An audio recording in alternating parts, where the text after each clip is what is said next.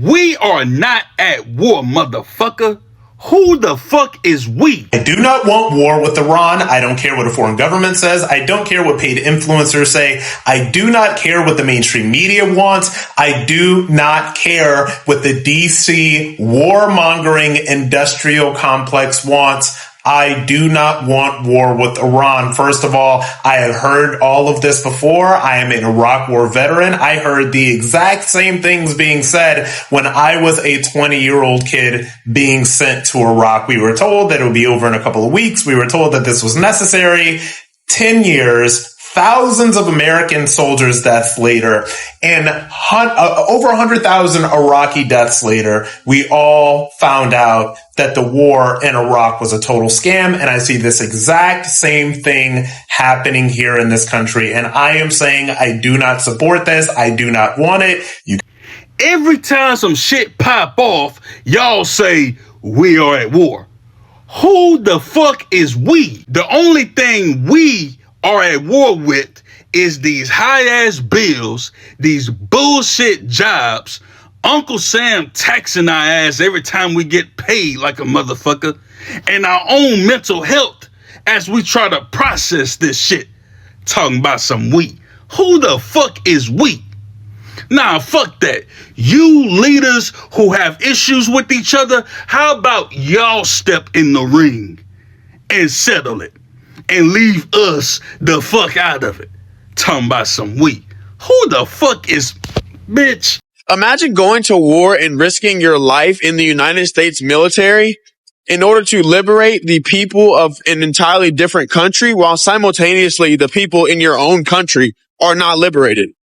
I just want to take the time to say and speak for all black people when we say we have nothing against you, Iran. You ain't did shit to us. That ain't our war. We ain't got shit to do with that. That's that nigga and his people.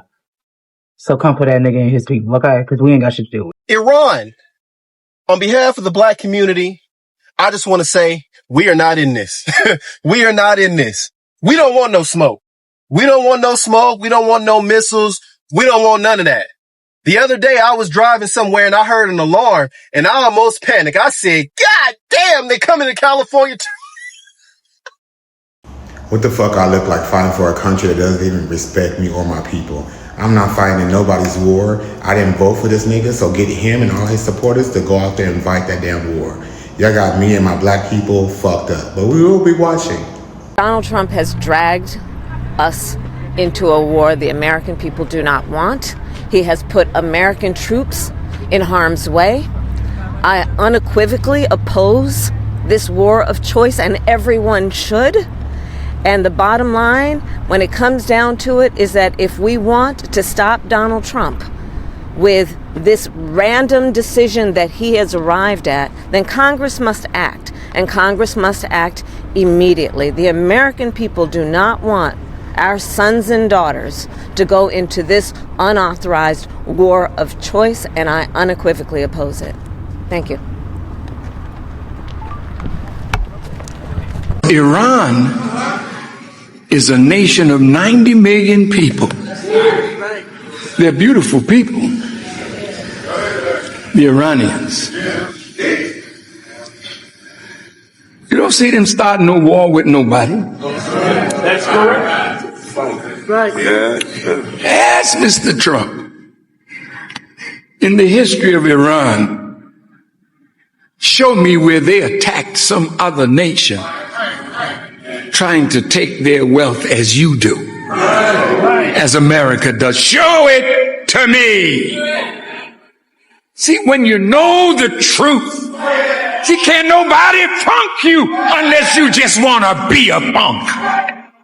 I have been seeing some black people in America putting it out there that we, the black delegation, have nothing to do with what our American government and American military is doing to support Israel as they attack Iran. I fully agree. We, the black delegation, have absolutely nothing to do with what these white people got going on in DC and otherwise. We do not agree with it. We don't stand with it. My literal first name, my government name, is the capital of Iran.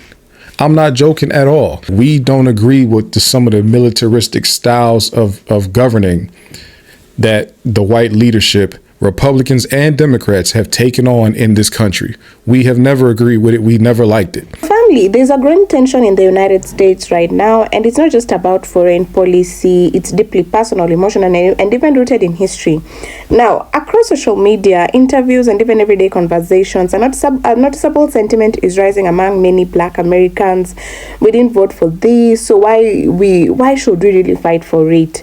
And that question alone is shaking the foundation of what patriotism, loyalty, and even responsibility looks like in modern America.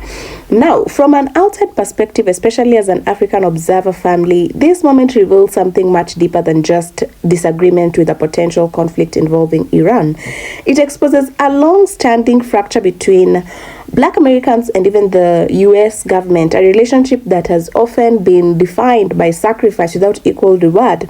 And so when talks of war begin to circulate again, the response is no longer automatic unity. Instead, it's hesitation, it's resistance, and in some cases, outright refusal. And for decades, family, Black Americans have served in the military at disproportionately high rates. They've fought in wars for a country that historically hasn't always fought for them. And from Vietnam to Iraq, their contributions have been undeniable. But now, a new generation is asking uncomfortable questions. What are we actually fighting for? Who benefits? And why does it feel like we are always on the front lines of battles we didn't start? And this isn't just about politics, family. It's about trust. Trust that has been eroded over time. Many Black Americans feel disconnected from decisions made in Washington, especially when those decisions lead to conflict abroad while issues at home remain unresolved. Economic inequality, systemic challenges, and even social injustices are still very real. Now, so when the government appears ready to invest billions into another war, the reaction isn't pride, it's frustration. And so let's be honest, family, this isn't the first time we've seen this kind of pushback. But what makes this moment different is how loud and unapologetic it is. Social media has really amplified voices that were once ignored. Young Black Americans in particular are no longer afraid to say this does not represent us. They are questioning the idea of blind patriotism and even redefining what loyalty to a country should actually look like. And from an African standpoint, family, this is fascinating because it mirrors conversations happening across the diaspora. The idea that identity and citizenship should automatically equal unquestioned support, which is being challenged globally. And so people are becoming more aware, more critical, and even more intentional about where they stand. But there is also a layer of fear in all of this, family, because historically, refusing to align with national agendas, especially during times of conflict, has often come with consequences. So this resistance is not just bold, it's risky. It takes courage to really stand against the grain in a country where dissent can quickly be labeled as disloyalty. And at the same time, family, this conversation is forcing America to confront itself, to ask whether unity can truly exist without justice, whether people can be expected to defend a system that they feel doesn't really fully protect them, and whether patriotism should be demanded or earned. And what we're witnessing right now, family, is not just about a potential war with Iran. It's a reflection of a deeper awakening, a shift in mindset, a refusal to continue circles without accountability. And whether people agree or disagree with this stance, family, one thing is clear for sure: the conversation is no longer being whispered, it's being declared loudly. And maybe that's the most powerful part of all, because when people start questioning systems instead of blindly following them, real change becomes possible.